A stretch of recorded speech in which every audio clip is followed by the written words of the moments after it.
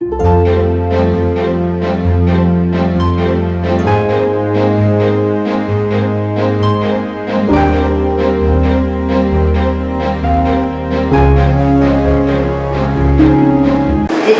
사주로도 나라 부분을 알 수 있다는데 예. 이 부분 사주는 어떻게 되나요? 그 다음에 예언하는 방법. 이게 어떤 면에서 우리한테는 가장 무서워요. 대통령 운세로 사주를 보는 방법. 그런데 여기에서 우리가 알아야 되는 게 있어요. 가장 기본이 패배주의자가 대통령을 했는가 아니면 승리주의자가 대통령을 했는가를 먼저 논해야 돼요. 우리가 희망이 있으려면. 패배주의자들은 분배 정치를 막 발산해요. 그런데 승리주의자들은 분배를 안 해요. 왜 그럴까요? 분배를 할 필요가 없어요. 승리주의자는. 그런데 패배주의자는 경제가 어려우면 얼마 줄게, 가난한 사람들한테 얼마 줄게, 생계 자금으로, 생계 보호 대상자들 있죠. 이게 또라이 아니요? 걔 또라이 아니요? 지 돈이요? 우리 돈이지. 그죠? 예를 들면 영세민들 여기 계신 분들도 알고 있지만 이것은 현실이요. 가난한 사람들 생계보호 대상자들한테 주게 되면 어떤 일이 생길 것 같아요? 좋을 것 같아요? 다 뒤지는겨. 이번에 코로나 생계자금 주고 얼마를 우리가 냈어요? 얼마 냈죠? 이빠이 냈죠? 물가가 폭등하니까요. 기름값이 폭등하니까요. 안 나와요. 가장 기본적인 게 바로 이런 거예요. 패배주의자 같은 사람이 대통령 됐을 때 바로 우리나라가 일어나는 현상은 낳고요. 패배주의자가 누구지요? 첫째, 나라 발전할 때 호박씨 깐 것들은 다 패배주의자예요. 경험이 없고 말만 하는 자는 다 패배주의자예요. 딱 나오죠. 윤보선. 윤보선 훌륭한 거 알아요. 유공자라는 거 알고. 그런데 그거 한 것은 경제 발전에 반대만 했던 자예요. 그 다음에 김영삼이요. 그죠? 그 다음에 김대중이요. 노무현이요. 그 다음에 문재인이 바로 패배주의자들이요. 패배주의자들 공통점은 인권을 논해요. 평등을 논하고 분배를 논하고 부자가 있으면 안 돼요. 아파트를 여러 채 가져갖고 막 뻥튀기 돼갖고 부자가 되면 그것은 과세로 추징을 해버려요. 얘들은. 성공주의자들은 움직이게 되면 막 돈이 떨어져요. 그런데 패배주의자들이 움직이면 막 돈을 걷어버려요. 어떤 사람 되는 것 같아요? 뭔 뜻인 줄 알겠죠? 박근혜가 싹 움직였더니 구미공단이 이빠이 커지네. 싹 움직였더니 기업들이 일손이 없을 정도로 일이 많네. 싹 움직였더니 막 수출이 엄청나게 들어오네. 이거 누가 먹어요? 백성이 먹죠. 곧 무슨 뜻이냐면 바로 박근혜가 움직일 때는 분배를 할 필요가 없었어요. 왜? 경제가 좋고 물가가 안정되고 떨어지는 게 많으니까, 콩고물이 많으니까 백성들은 그걸 주워 먹었거든요. 주워 먹어도 정부한테 손을 안 벌려도 돼요. 그런데 더 재밌는 건 패배주의자들이 대통령 했을 때 어떻게 했나 봐요. 여기 오래되신 분들 많아요. 문재인 정부 전에 계셨던 분. 노무현 때 똑같이 했던 게 문재인 작품이었거든요. 그러니까 경제는 개판되는 겨. 이게 패배주의자들의 공통점이에요. 그리고 월급쟁이들은 다 패배주의자예요. 다. 죄송하지만 내가 내 아이디어를 갖고 내가 현란한 전투 속에서 싸워가면서 이루어낸 사업가들은 다 성공주의자들이에요. 그래서 패배주의자들은 찍소리 하지 말고 성공주의자들이 하라는 대로만 하면 잘 먹고 잘 살아요. 능력이 없는 거 뻔히 아는데 나대지 말고요. 자존심 내세우지 말고요. 그래서 바로 문재인 정부나 또 패배주의자, 인권을 논했던 자들, 특히 공산주의는 다 패배주의자들이요. 왜 그런지 아시겠죠? 왜? 싹 걷어서 내가 나눠줄게. 이거 다 패배주의자예요. 민주진영, 사업주의자는 내가 열심히 하면 떨어뜨려요. 그냥 주워 먹게. 이걸 명심 또 명심해야 돼요. 그래서 다음 대통령 뽑을 때도 마찬가지로 패배주의자들은 뽑지 마세요. 재수 들을 게 없어요. 또 이런 게 있어요. 얘는 관료주의자예요. 관료주의자가 얼마나 골 때리는 줄 알아요? 그거 생각 안 해보셨죠? 관리주의자는. 얘들은 고생 안 했시오. 공부만 했시오. 그리고 위치에 섰시오. 얘들은 민생을 몰라요. 얘들은 서민 경제를 몰라요. 서민을 살릴 수가 없이요. 얘들 자체가 그래요. 원래부터 품위만 누리고 운전기사한테 가자 이지랄해요. 보셨죠? 그 유튜브에서 보니까 촬영하다 넘어졌쇼. 그냥 가는 게 이렇게 뻘이 넘어지는 거 봤는데 봤어요? 근데 또 이재명이는 꼴 때리는 게 있쇼. 그 시장 사면서 어떤 할머니한테 나물 같은 걸 사는데 돈 받아요. 요것만 또 찍네. 얼마나 이게 눈에 보이는 가식인데. 문재인이가 그랬잖아요. 여론 플레이. 일은 오히려 윤석열이가 잘해요. 근데 국민하는 건 윤석열이 못해요. 관료니까. 이해 가시겠죠? 그래서 항시 박정희 대통령처럼 이룬 자, 그 다음에 꼭 이루려고 노력한 자, 군인들이 오히려 정치는 더 잘하더라고요. 대통령 했을 때 군인 출신들이 평균적으로 더 잘했더라고요. 한번 생각해봐요. 박정희 대통령, 그 다음에 전두환 대통령, 노태우만 빼고 빼고 나머지 두 명이 했을 때 우리나라는 희망이 있었어요. 전두환 때가 가장 희망이 많았고요. 전두환 싫어해도 소용없이요. 왜냐하면 경제 지표가 이미 다 나오고 이미 세계에서 다 그렇게 인정을 해요. 박근혜 대통령이 뭐 세계 갔을 때 박근혜 대통령 때문에 와 이렇게 해준 줄 알아요? 박정희 대통령 딸이었기 때문에 와 이렇게 됐던겨. 박정희 대통령 딸이었기 때문에 막 일을 준 거고. 근데 문재인이가 딱 가니까 줘요? 안 줘요. 저 같아도 안 줘요. 쟤들 부도 맞는데 왜 줘요? 안 그래? 믿어요? 줬던 것도 뺏어갔잖아요. 예, 줬던 것도 뺏어가는겨. 절대적으로 패배주의자가 대통령 됐을 때 가장 경계하세요. 왜? 패배주의자가 대통령 됐을 때 다 망했슈. 그 나라는 다 망했슈. 베네수엘이요. 그 다음에 브라질, 아르헨티나 다 망했슈. 패배주의자가 됐을 때. 그리고 성공주의자가 됐을 땐 다 성공했고요. 그래서 바로 대통령의 운세를 보면 운세가 좋으면 그 사람이 되면 돼요. 왜? 대한민국 운은 그 사람 운으로 갈 테니까. 그런데 대통령 운이 안 좋으면 이 사람 운으로 가면 안 돼요. 예를 들면 박근혜 정부 때 한번 봐요. 2013년도. 이때 양력 1월 1일이 11월 20일이었어요. 그러면 이명박이가 4대강 사업한다고 해놓고서 다 어느 정도 얘가. 그거 모르죠? 4대강 사업할 때 어떻게 했는지 모르죠? 이것도 나가야 되나요? 안 한다고 하고 뒷구멍이 다 정해놓고 다 했잖아요. 4대강은 원래 하면 안 돼요.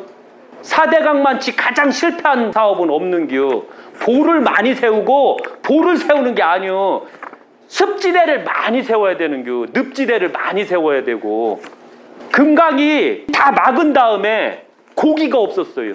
그러다가 금강보를 터뜨리니까 10년 만에 고기가 들어오고 물이 맑았어요. 이 멍청한 농민들이 물이 없는데 왜 터놓냐 이지랄하는 겨. 그럼 그 오염된 물을 그 녹조 낀 오염된 물로 벼농사를 짓겠다? 그럼 벼가 되것이 안 되것이요? 안 되죠? 더럽죠? 그런데도 농민들이 지랄을 하는 게 왜 이것들이 왜 그랬을까요? 안 그런 사람도 있겠지만 왜 그랬을까요 이들이? 바로 패배주의자한테 넘어가서 그래요. 농민들은 다 패배주의자예요. 정부 지원금 없으면 다 쪽박 차는 게 손 빨고. 아시죠? 우리나라 쌀이 한 가마니 갔다가 베트남 쌀 5가마니 사와요. 우리 쌀 그렇게 비싼겨. 또 쌀값을 안정을 시키려면 물가를 안정시켜야 돼요. 물가가 폭등하는데 쌀값이 높아지면 뭐 할겨? 옛날에 박정희 대통령이 경부고속도로 놓고 산업전쟁 일어나기 전에 호남 사람들이 얼마나 잘 살았는지 몰라요. 아세요?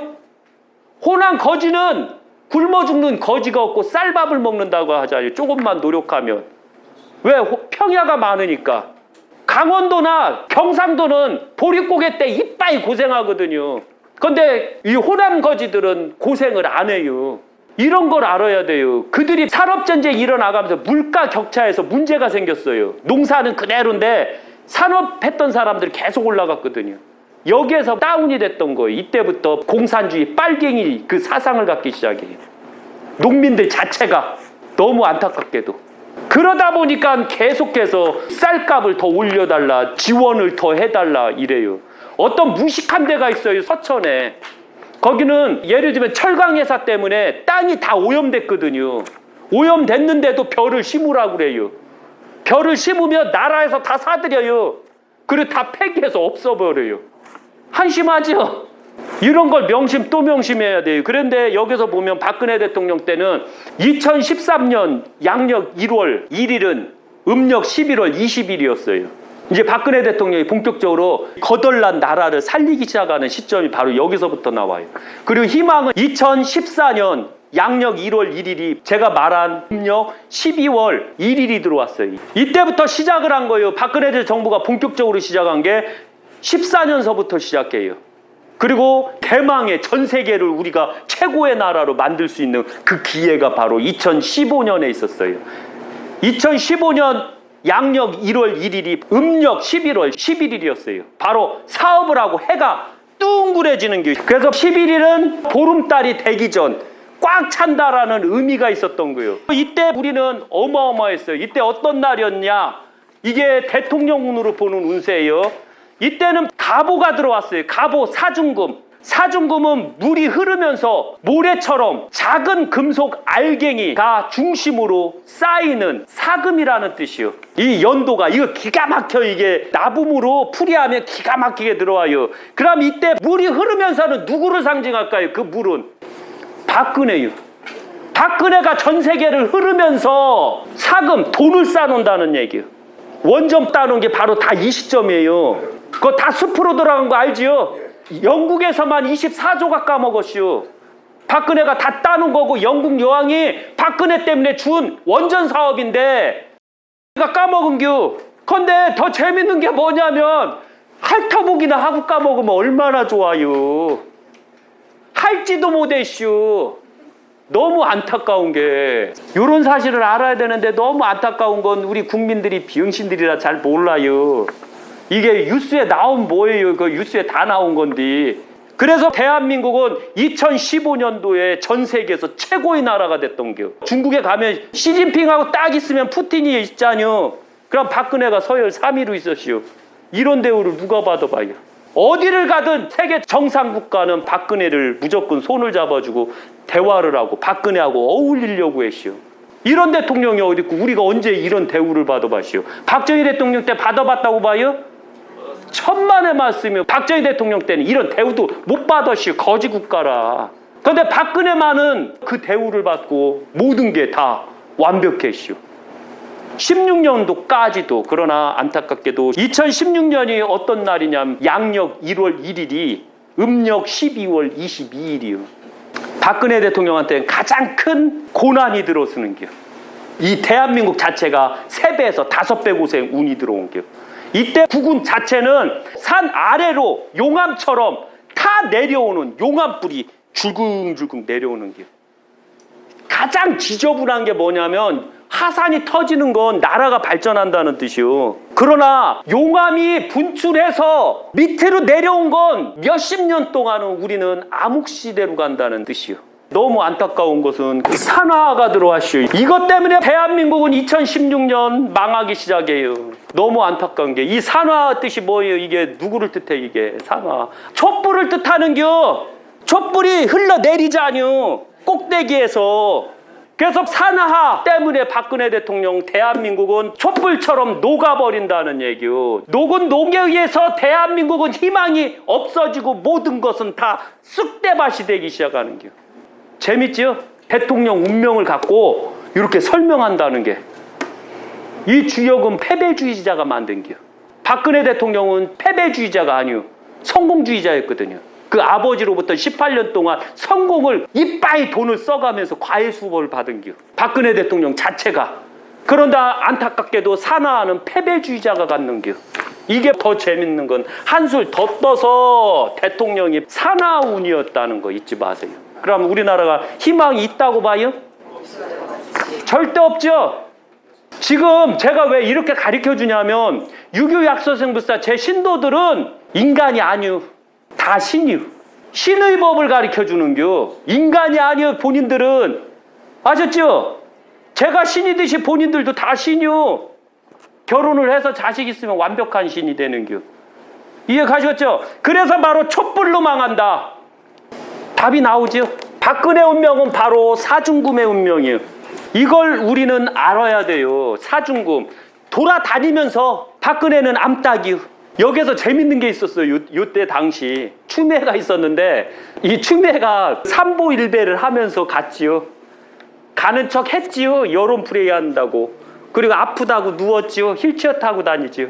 이렇게 잔대가리꾼들이요. 그런데 박근혜 대통령은 이때 다니면서 그분 손 너무 나약하거든요. 뼈가 약해요. 골밀도가 떨어져요. 스트레스 이빠이 받는 분이라. 배짱만 좋아요. 너무 예민하거든요. 그런데 그 안 좋은 손으로 악수 아닌 막 분대 갖고 하는데 그래도 사람들이 그 잡아보겠다고 꽉꽉 잡잖아요. 아파 죽겠는데. 그런데 그 찍소리를 못 하는겨.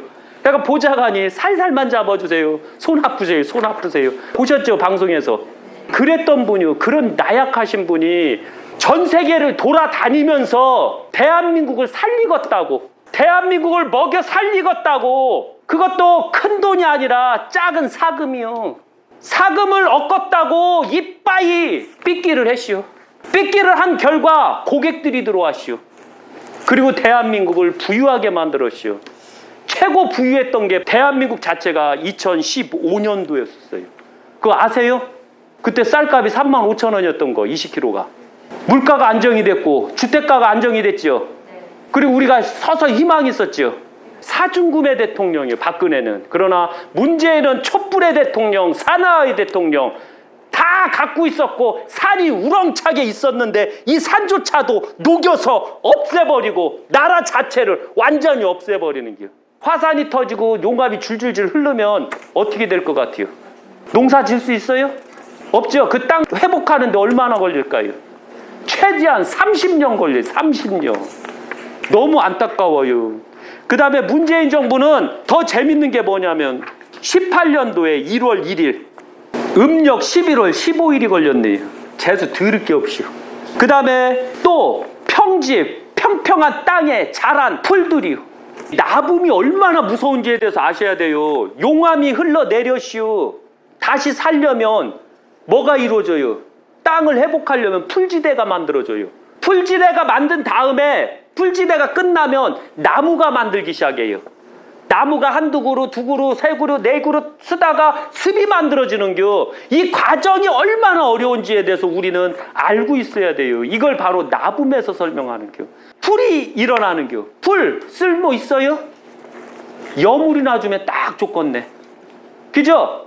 개판 5분 전이라는 얘기요. 온 국토가 개판 5분 전이요.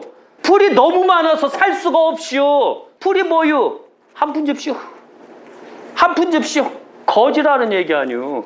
나무는 성공주의자, 풀들은 다 패배주의자거든요.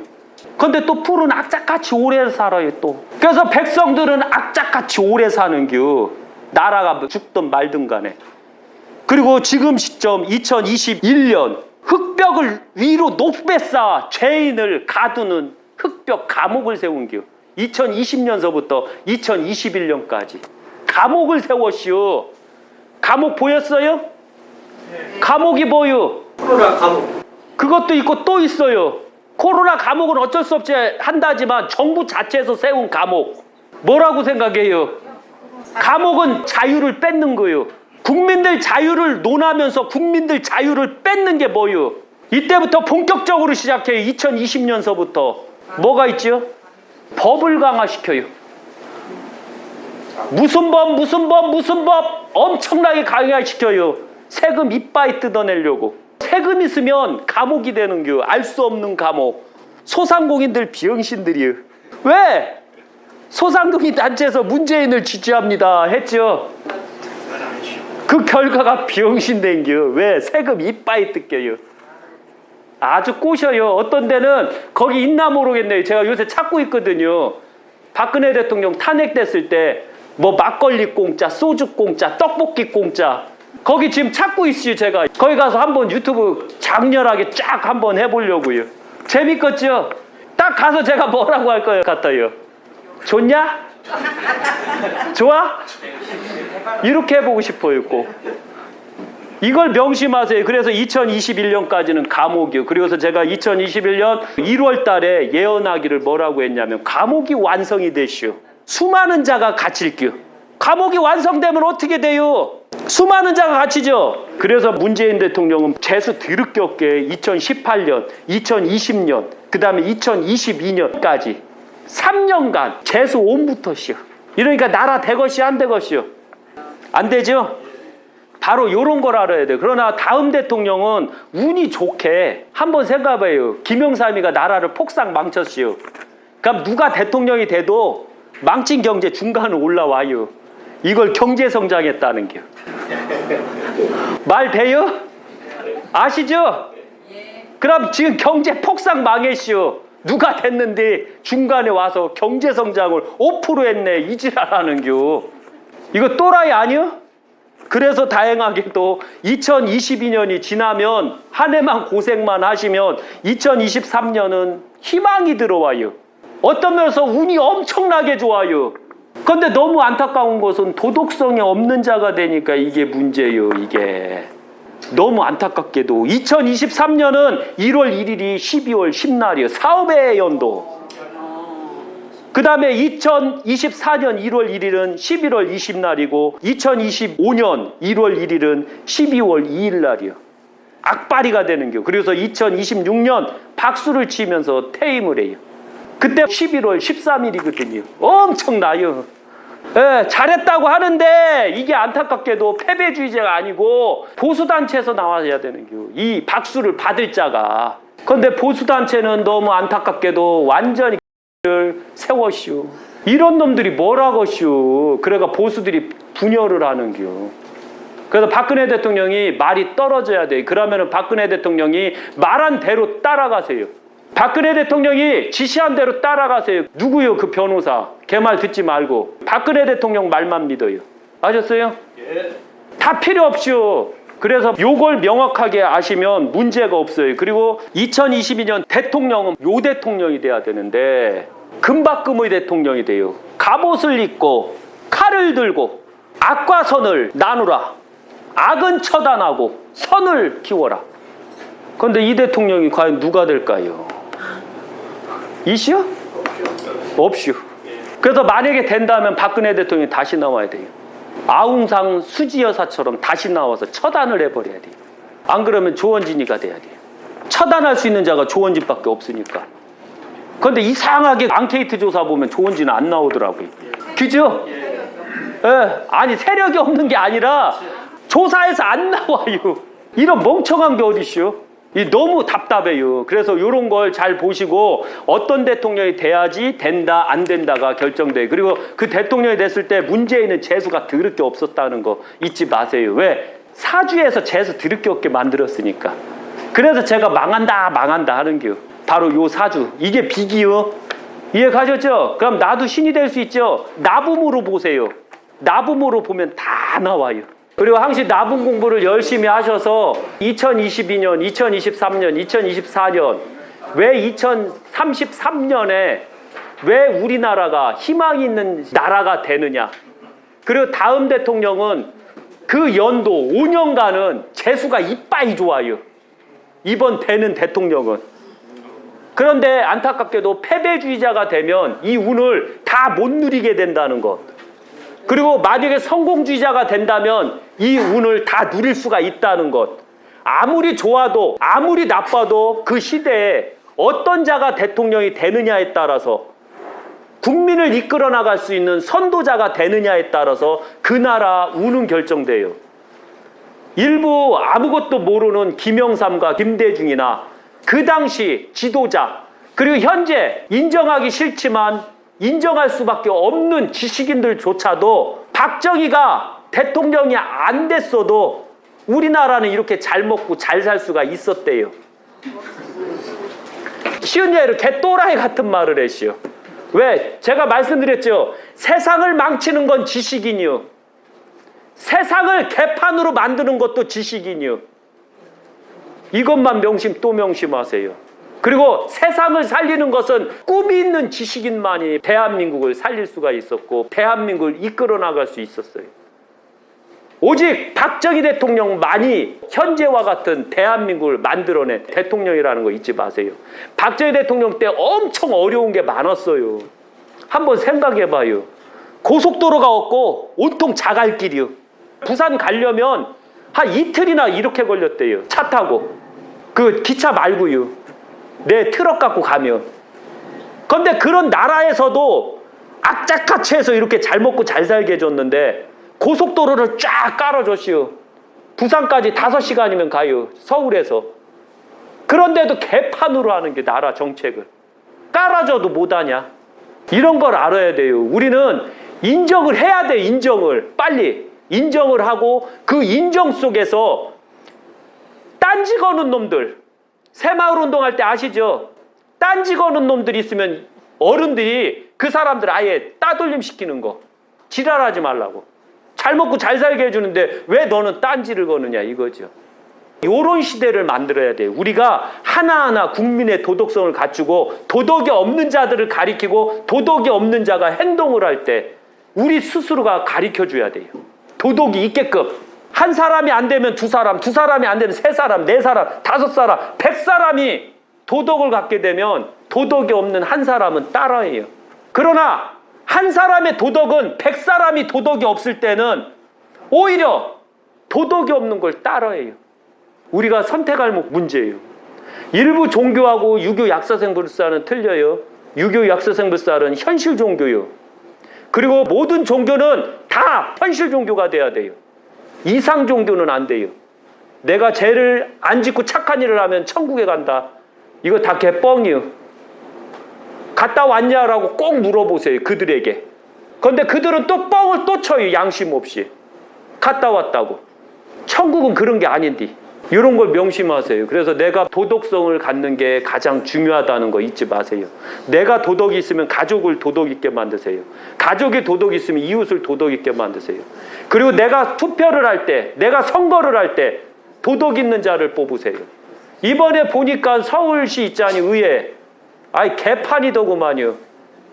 아예 자기네들이 원하지 않으면 퇴장시킨대요. 이게 진짜 한심한 겨 이게. 그런 법을 만들 사람들을 뽑은 서울 사람들은 개또라이들이요. 왜? 정치인이 개또라이가 되면 그 사람도 개또라이요. 대한민국의 개또라이가 정치를 하고 있으면 대한민국 국민은 다 개또라이요. 이해 가시겠죠? 그래서 우리가 개또라이가 안 되려면 우리가 도덕을 갖고 도덕 있는 자를 뽑으세요. 그렇지 않으면 안 돼요.